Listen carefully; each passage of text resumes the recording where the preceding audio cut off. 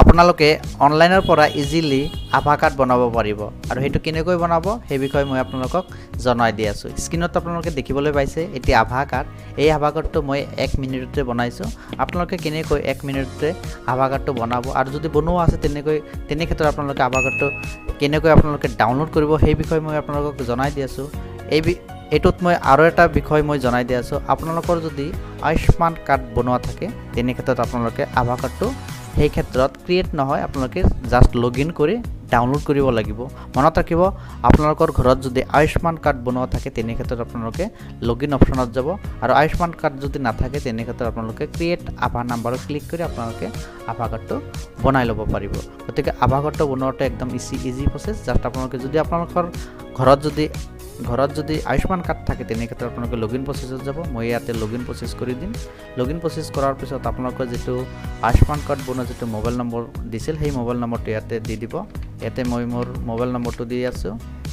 আপোনালোকে same process কৰি ল'ব যদি আপোনালোকৰ আয়ুষ্মান কাৰ্ডটো ঘৰত বনোৱা আছে। ইয়াতে মোবাইল নম্বৰটো আৰু কেপচাৰ কোডটো দি ইয়াতে দেখিবলৈ পাইছে নেক্সটত অ'কে কৰিব। অ'কে কৰাৰ পিছত আপোনাৰ মোবাইলত এটা OTP যাব। OTPটো দি ল'ব। ইয়াতে মই OTPটো দি লৈছোঁ।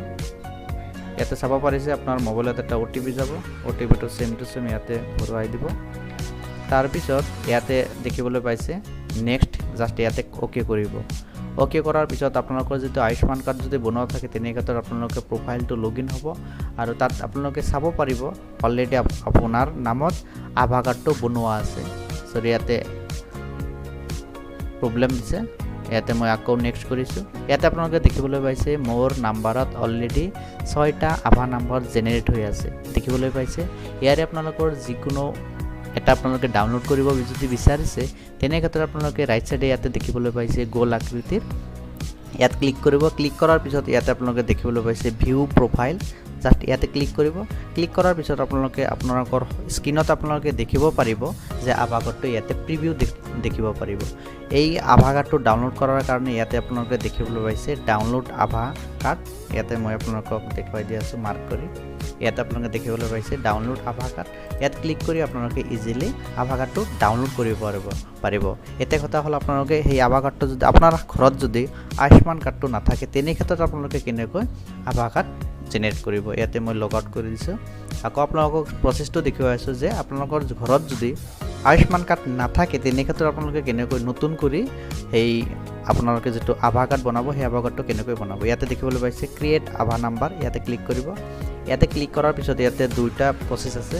এটা হ'ল আধাৰ কাৰ্ডৰ জৰিয়তে আপোনালোকে আভা কাৰ্ড বনাব পাৰিব আৰু দ্বিতীয়তে আপোনালোকে ইয়াতে ড্ৰাইভিং লাইচেন্সৰ জৰিয়তে আপোনালোকে আভা কাৰ্ড বনাব পাৰিব। ইয়াতে মই ক্ৰিয়েট ইউৰ আভা নাম্বাৰ ইউজিং আধাৰ কাৰ্ড ইয়াতে ক্লিক কৰিছোঁ।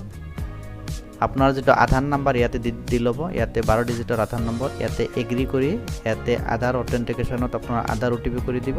তাৰপিছত ইয়াতে কেপচাৰ কোডটো দিব। কেপচাৰ কোডটো দিয়াৰ পিছত ইয়াতে নেক্সট কৰি দিব।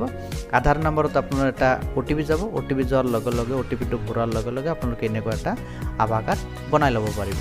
যদি ভিডিঅ'টো ইনফৰ্মেটিভ হৈ থাকে ভিডিঅ'টো লাইক কৰিব। চেনেলত নতুনকৈ আহি থাকিলে চেনেলটো ছাবস্ক্ৰাইব কৰি কাষত থকা বেল আইকনটো প্ৰেছ কৰিবলৈ একেবাৰে নাপাহৰিব। ধন্যবাদ। জয় আই অসম।